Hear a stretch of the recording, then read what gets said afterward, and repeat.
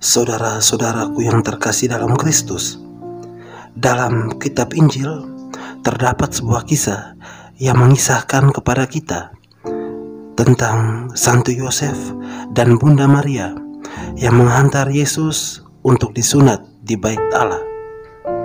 Penyunatan Yesus adalah sebuah peristiwa dari kehidupan Yesus menurut Injil Lukas yang dinyatakan dalam Lukas bab 2 ayat 21, yang mana Yesus disunat 8 hari setelah kelahirannya. Aturan sunat pada hari ke-8 ini pertama kali difirmankan dalam kitab Kejadian bab 17 ayat 12 dan ditegaskan pada Imamat bab 12 ayat 3. Banyak yang bertanya, kenapa orang-orang Kristen pada zaman ini tidak lagi disunat seperti Yesus? Ada juga yang bertanya, kenapa praktek sunat tidak menjadi sebuah kewajiban dalam ajaran gereja Katolik? Untuk menjawab kedua pertanyaan ini, saksikan penjelasan berikut ini.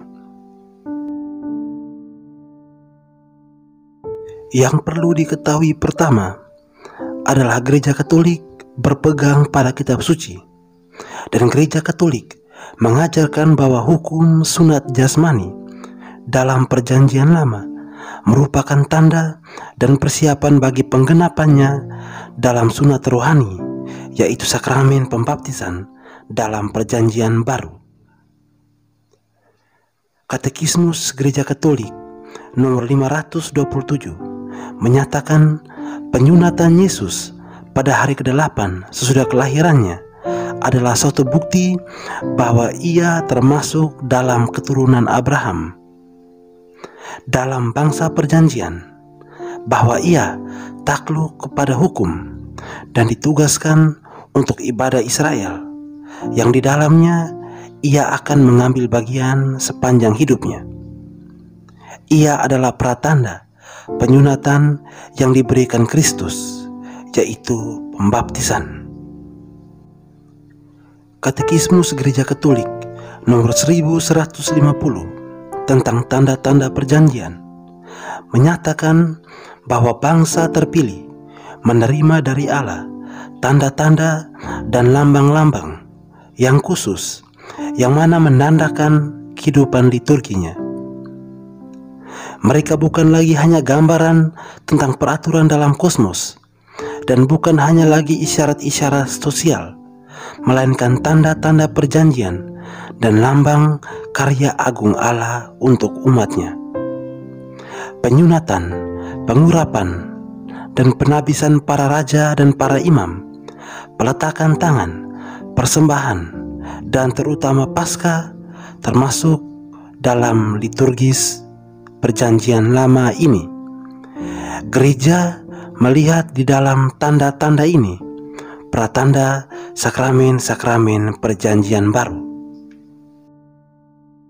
Keberadaan sakramen permandian merupakan sebuah penyempurnaan dari tradisi atau hukum sunat yang ada dalam Perjanjian Lama. Karena adanya pembaptisan atau permandian, kita tidak perlu lagi kembali kepada aturan yang lama. Prinsip dasar dari sunat, yaitu untuk meninggalkan kedagingan manusia yang lama, telah disempurnakan oleh adanya sakramen permandian. Oleh karena itu, orang Kristen pada zaman ini tidak perlu lagi disunat. Kita harus mengetahui bahwa keselamatan tidak diperoleh melalui sesuatu yang sifatnya jasmani semata, tetapi oleh sesuatu yang rohani.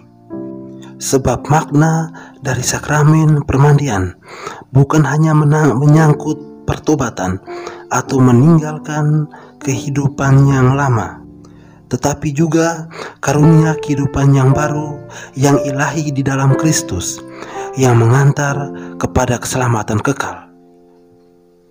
Dalam surat pertama Rasul Paulus kepada jemaat di Korintus bab 7 ayat 19, Paulus mengatakan, sebab bersunat atau tidak bersunat tidaklah penting. Yang penting ialah mentaati hukum-hukum Allah. Dari kata-kata Paulus itu, kita dapat mengambil kesimpulan bahwa yang terpenting bukanlah sunat atau tidak bersunat, tetapi melaksanakan hukum-hukum Allah, terutama hukum cinta kasih, sebagai hukum yang terbesar.